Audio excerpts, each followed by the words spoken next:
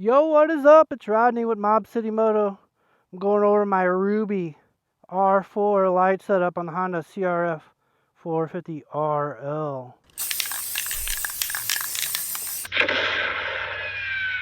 These are the Ruby Moto R4's, just over 2 inches wide, 290 grams, 33 watts, 2.4 amps at 13.4 volts. Kicking off just under 4,300 lumens per unit. You can buy them single or a double. They come with 4 Cree LEDs, 2 are spot and 2 are flood. Solid construction. And they're white at 5,000K. Pretty nice package in a small form factor. Look at that. Ruby R4's. Try to show you how it's set up and show you the features. I like the stock headlight on the Honda.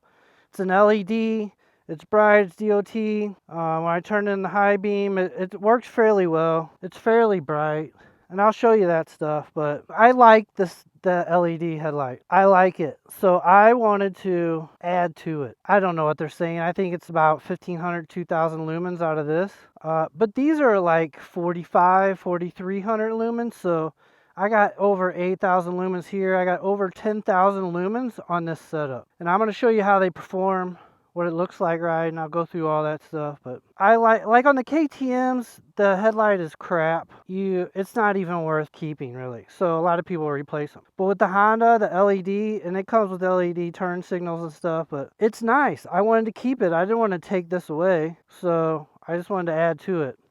And I really wanted a triangle, and I didn't want to cover my blinkers up. And that triangle helps people like see me better. That helps a lot with like as far as seeing me. I got it mounted right here. I have the Circa hand guards, and I just use this L bracket that Ruby Moto has, and I put them up here. And I just use that screw that screws into the thing for the hand guards. It's the mount for the hand guards. You can see that right in there. It worked out kind of nice because I was able to use these and just mount it up. With this screw, I have adjustability this way on either one of these. And then it sits on this platform right here where I can adjust it this way. And then I have these screws here to adjust it up and down. So I have full articulation with this setup. I kind of put everything together to put it where I wanted. So it's got this light switch, the dimmer on here. Like you see right now, it's not on. It starts up when I turn the key on, but I push it in and it'll come on. And then you can just adjust how bright it is. Right? Real nice and bright. But I like the dimmer. It's really nice.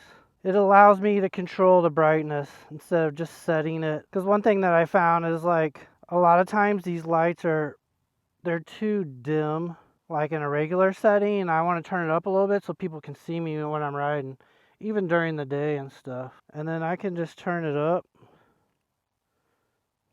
as much as I want. See my shutter. But yeah, it's pretty nice. I'm happy with the setup. It's not coming loose on me or anything. I got articulation and stuff. I do feel like the way it's set up, if I drop my bike on my handguards, it kind of pushes it a little bit, so every time I adjust it, I feel like I have to like re-aim it again. But to me, it's worth the setup issues because I like where it is and I like the triangle that it gives me. And it also, like, some people are mounting them here on the things, and it's too low, and you get a lot of big shadow with the fender here and stuff because it's just too low. And then some people are mounting it here. They're taking these screws off and buying Takomoto, or they're taking these turn signals off and buying Takomoto turn signals. But I like these. I want to keep them. And I also feel like it gets blocked a lot right in there. So up here, I'm getting a lot of throw without any trouble, without any blockage, right? But I'm happy with this setup. It gives me good light. I don't know it throws as far as like the R7 does that I had on my 350 that Ruby Moto has, but I like what it's giving me. And I'll show you. We'll run it. I can run pretty fast with it. These are little lights, really nice. I just kind of ran the cables back here. But yeah, I just stuff everything down in there. It's really fairly easy to wire up. This is my AIM ECU that I'm testing out right now, but it's easy to hook up. You run straight to the battery and run it up. I just snaked it right under here. and then run it up into here and up. It's not a problem at all. On the Honda, they have an auxiliary power that's like right, I don't know if I can find it, but it's right up in here. It's a plug-in. It basically runs an accessory power up to this point here, and you just plug stuff into it. And I plugged another cable and ran power up in here, and I just got it hooked up behind the plate here. Basically, you run the power to the battery, and then it has this accessory plug that you plug in. So as soon as you turn the key on, it gives power to the lights. But then it'll go off, see? So if I want to run it, I got to push the button and get it to come on. And then I adjust. 4, 5, 6, 7. So see, I run about 5 or 6. And that's pretty good. I think people can see me fairly decent. You could still see my blinkers fairly well. And the only problem with this dimmer switch is it can't quite remember everything. Like when I turn it off, I have to power it on and turn it on. It doesn't just go to the setting that I had. But they got a new one of these coming out. It's gonna fix all that. But for me, that's not a big deal. Like, it's not hard. If I'm running around at night, it's easy to just click on and turn on.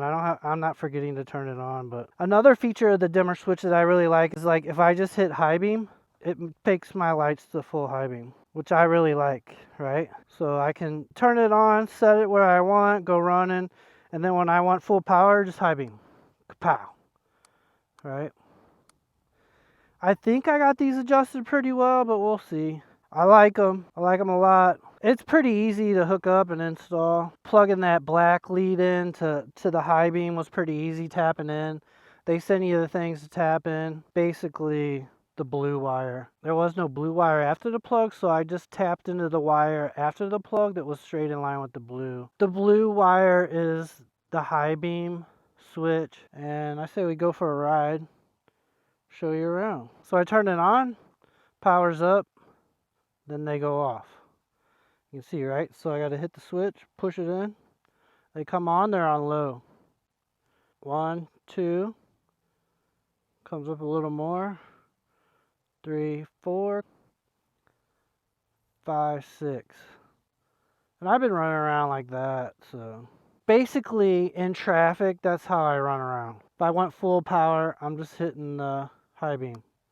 Kapow. Right, good lighting.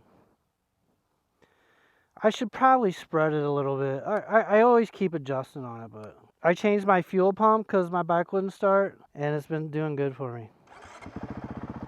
And I just mentioned that because I could hear it prime up. But so I got my AIM ECU. I'm running, what am I running? Map 1 race map. So here we go. Let's go ride some trails. It's not quite dark yet, but so this is my stock LED in low.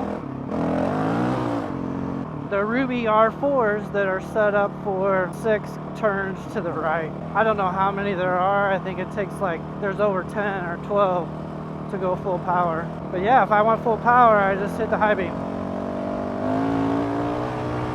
Like, I put lights on every bike I ride now. When you ride, I ride around a lot at night, so. But I put aftermarket lights on every bike I buy. When I had them on my BMW, I was hesitant to spend like $750 for lights to put on my BMW. Bought them and I put them on myself, and it wasn't too bad. It was a job, but it wasn't too bad. But I did it to try to save myself some money instead of having BMW do it. After I put them on, it's like there's no way I'm running without lights. Even on this little bike, I don't need no big ass lights, but I want something pretty good where people can see me and you can overpower some vehicles, right? Like, people flick their lights at you like your lights are too bright, you're running high beams, and like I'll turn it on and kapow! But on a motorcycle at night, it doesn't hurt. It doesn't hurt to overpower people. Up in the north where there's animals, or Canada, like, I put them on for my trip to Alaska, even though it was daylight a lot of times, But here in Vegas, run a lot at night. I'm gonna do a lot of trail riding at night, just because it's so hot in the summer. I just like it. It's nice. As I get older, and I need glasses to read and stuff, the light doesn't hurt. Just helps you see even better. But yeah, I won't run without lights anymore. Like on the KTM, you have to change it out because it's useless. It's like 1 kW power. But it needs to be replaced. This, I don't know, it needs to be replaced. But if you saw this video and you want to put these R4 lights on your Honda from Ruby Moto and you want to do the same setup that I got, contact Ruby Moto and ask them for the hardware that I use to mount mine. Tell them you want to do the same thing. They'll take care of you. At least the pieces. I think some of the screws you got to work out yourself. You might be able to screw into these aluminum hand guards. I know some people drill holes in them and just screw them in that way. But I highly, highly recommend aftermarket lights to put on any adventure bike or any bike that you're adventuring with. I know some people like to camp and they stop by like 3 or 4 o'clock. They'll say they don't need lights, but it also helps people see you. But really, you know, it's kind of an investment, but once you do it, it's worth it. It's definitely worth it. So much that I do it all the time. You could buy these lights, Taco Moto, Ruby Moto.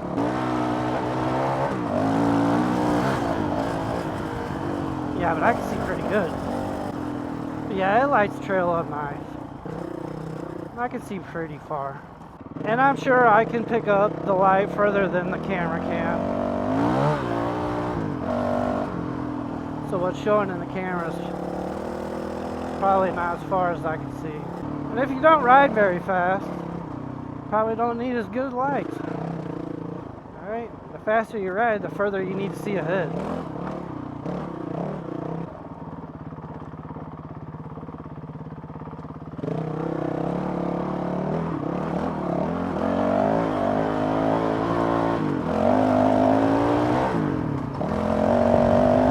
I got good visibility, I can see pretty good. This is stock low beam,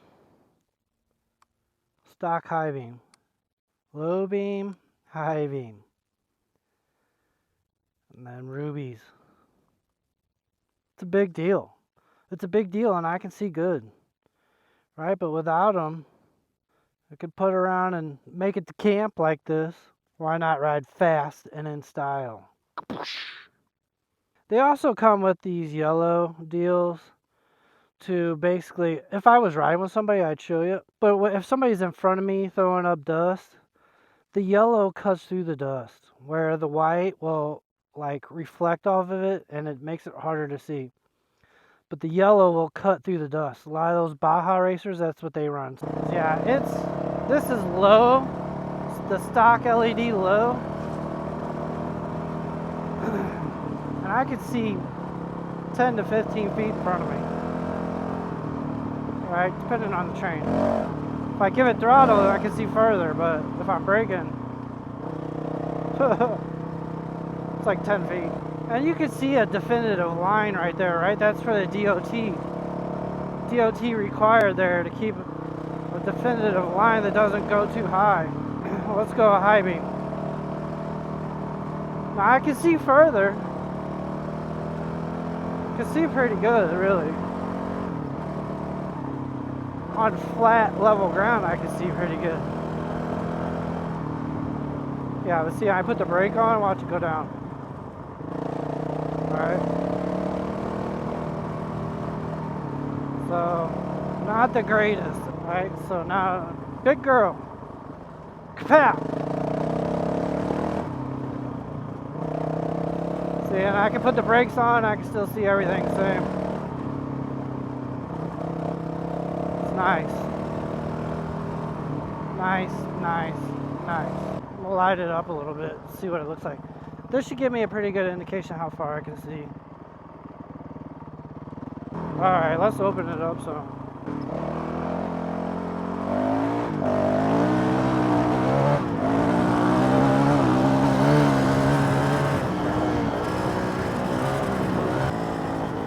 Nice, and I can see far.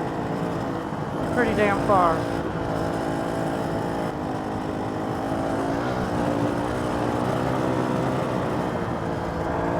I'm doing 50 and I can see pretty damn far in front of me. Now reading how deep the ditches are, that's another story, right? You gotta be careful because there's always a cast of shadow over it. till you get up on it.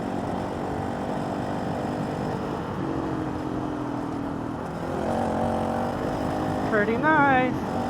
That's the Ruby Moto R4 aftermarket lights that I put on my Honda CRF 450RL. Hope you liked the video. Give me a thumbs up if you did. Don't forget to subscribe if you want to see more 450RL content.